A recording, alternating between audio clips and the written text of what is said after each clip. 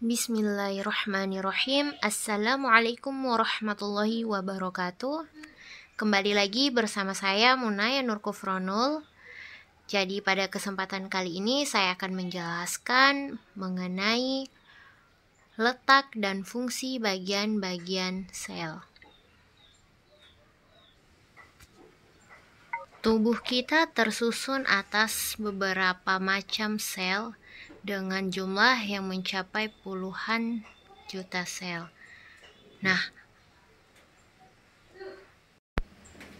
sel merupakan unit fungsional terkecil dari tubuh manusia yang berperan sebagai penyusun dan pembentuk jaringan dan organ tubuh manusia. Jadi teman-teman, di dalam sel ini terdapat dua bagian utama, yaitu membran sel dan sitoplasma. Ini merupakan membran sel yang membungkus sel. Membran sel ini dia berada di bagian paling luar, di mana berfungsi sebagai pembatas sel dari lingkungan sekitarnya. Kemudian sitoplasma, ini merupakan sitoplasma. Sitoplasma ini disusun oleh sitosol yang berbentuk seperti gel dan organela sel yang berada di dalam sitosol.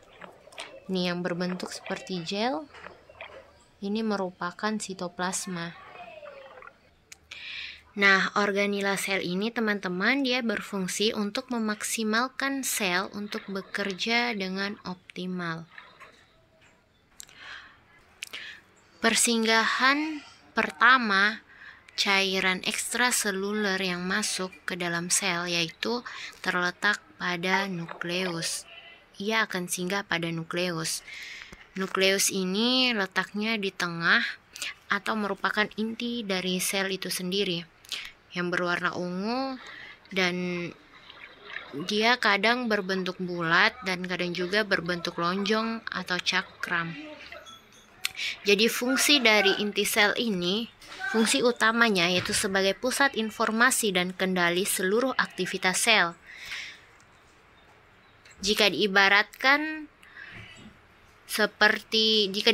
dengan tubuh manusia, maka inti sel ini atau nukleus ini dia memiliki peran yang mirip dengan otak, yaitu berfungsi untuk menyimpan informasi genetik, yaitu DNA dalam bentuk kromosom. Nah, jadi teman-teman, di dalam nukleus ini nanti akan terjadi berbagai macam proses.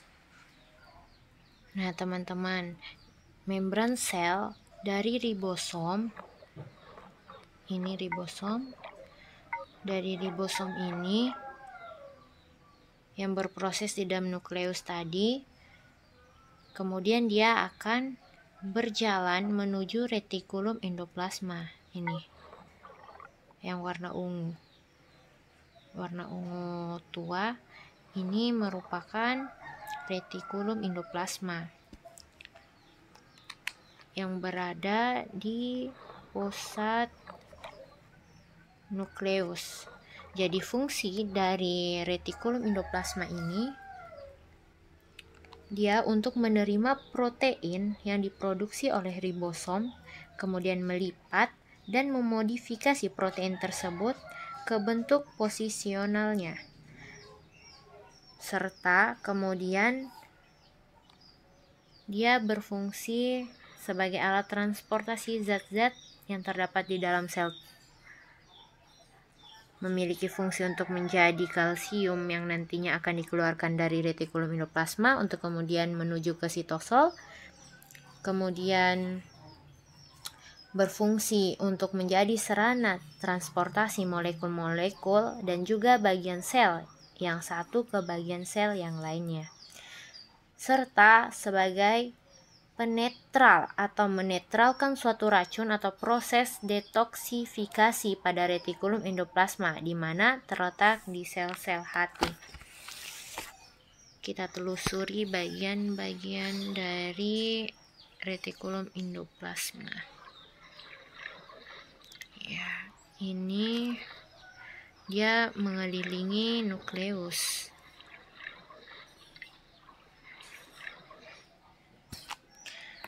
Jadi teman-teman, retikulum endoplasma ini dia terdapat dua jenis. Ada retikulum endoplasma halus dan ada retikulum endoplasma kasar. Retikulum endoplasma kasar dia mempunyai tekstur yang kasar karena di permukaannya terdapat bintik-bintik yang merupakan ribosom yang mempunyai peran di dalam sintesis protein. Nah, maka dari itu fungsi utamanya adalah sebagai tempat untuk melakukan sebuah proses sintesis protein. Tuh teman-teman, seperti kita lihat itu ada terdapat bintik-bintik. Tuh, bintik-bintik merah, pink. Nah, kemudian sitoplasma halus. Sitoplasma halus dia tidak memiliki bintik-bintik. Mana dia? Sitoplasma halus. Di mana sitoplasma halus ini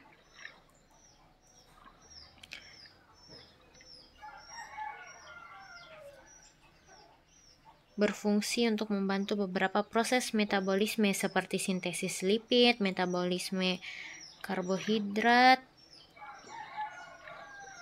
serta juga sebagai konsentrasi kalsium atau detoksifikasi obat-obatan dan menjadi tempat melekatnya reseptor pada protein membran sel tersebut. Maaf ya teman-teman, baru pertama kali menggunakan aplikasi ini, jadi agak sedikit susah.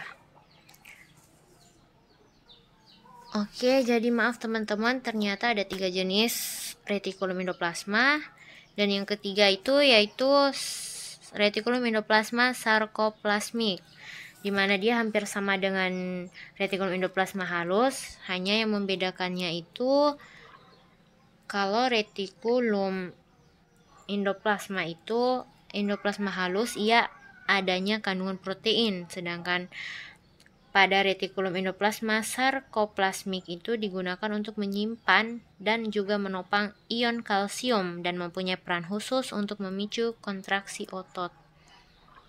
Jadi itu letak bedanya ya teman-teman. Oke teman-teman, selanjutnya kita lihat yang warna kuning yang di samping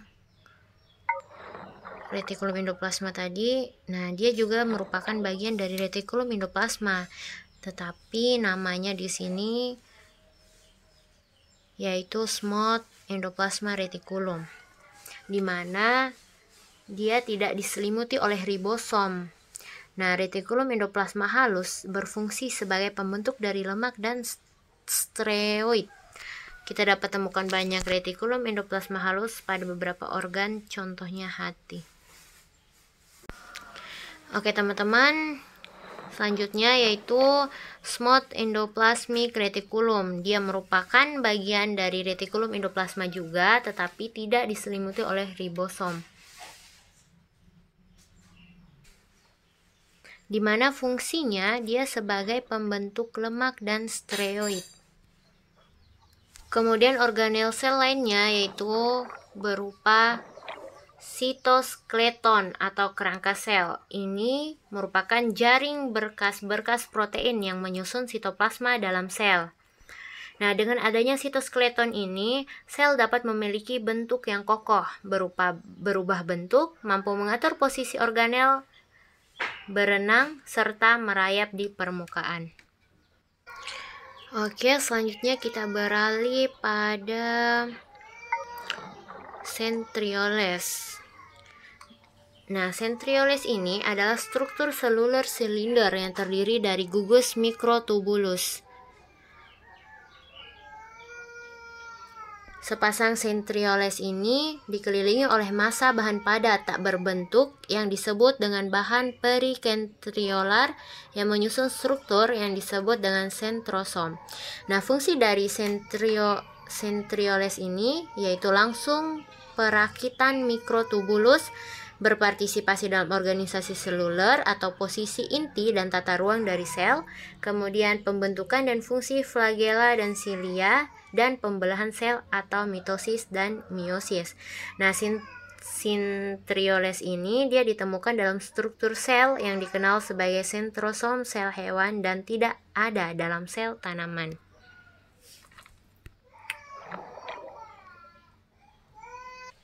Selanjutnya yaitu mitokondria. Jadi yang berwarna hijau ini teman-teman, yang berbentuk seperti daun, hampir mirip seperti daun ini, dia namanya adalah mitokondria. Di mana mitokondria ini merupakan organel dengan membran ganda yang ditemukan pada sebagian besar organisme eukariotik.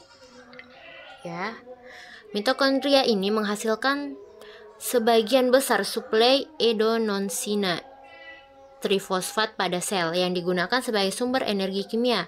Nah, oleh karena itu mitokondria ini disebut sebagai pembangkit tenaga pada sel.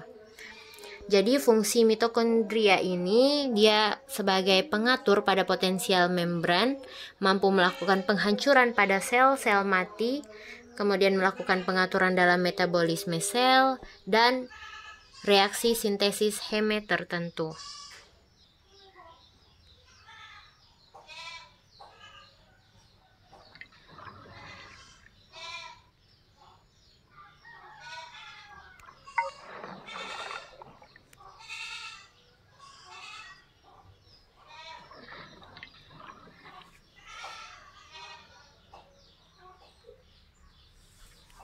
Lisosom.